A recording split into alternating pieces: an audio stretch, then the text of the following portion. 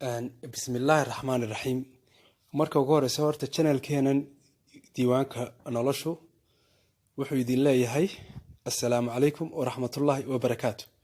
markaasi ka bacdi waxa aynu soo jeedin doonaa ama halkan si toos ah looga daawan doonaa sheekooyinkii xiisaha badnaa ee loo yaqaanay kun habeen iyo habeen.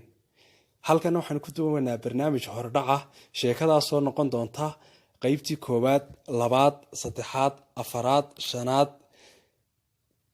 sidaa ku socon doonto ilaa iyo dhamaadka sheekooyinkan. marka sheekooyinka kun habeen iyo habeen haddaba maxay ahaayeen?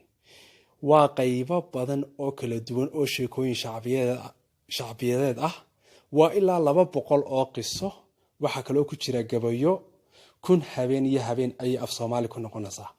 waxaa la sheegaa in ay tahay qiso aad iyo aad u da'weyn, laakiin taariikhda casriga ah ee ay gaadhay caalamka waa qarniyadii dhexe, kadib markii qoraagii Faransiiska ahaa ee loo yaqaanay Antonio Galland uu afka Faransiiska ku turjumay.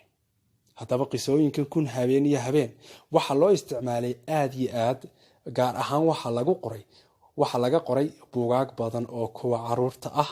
waxaa kale oo laga sameeyey aflaam sida filim kartoono, filimo caadi ah. sheekooyinka ugu caansan ee ku jirana waynu garanaa waa 40 tuug.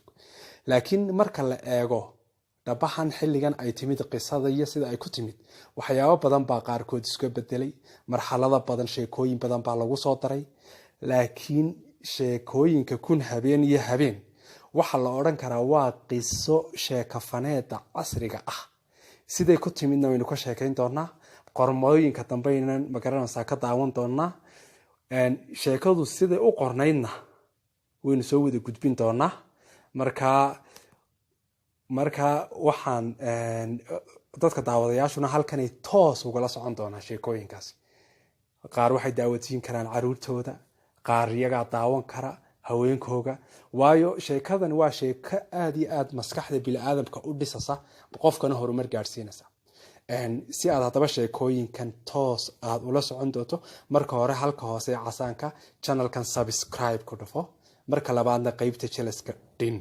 waanan idin salaamaynaa. subscribe-ta gacantaada bidixda hadday mashquulsan tahay, midigtaba dee waad ku samayn kartaa, bidixdaba. markaa subscribe-ku wuxuu muhiim kuugu yahay sheekooyinka toos baad ula soconaysaa. waanan idin salaamaynaa dhammaantiinba daawadayaasha meel kastoo joogtaan.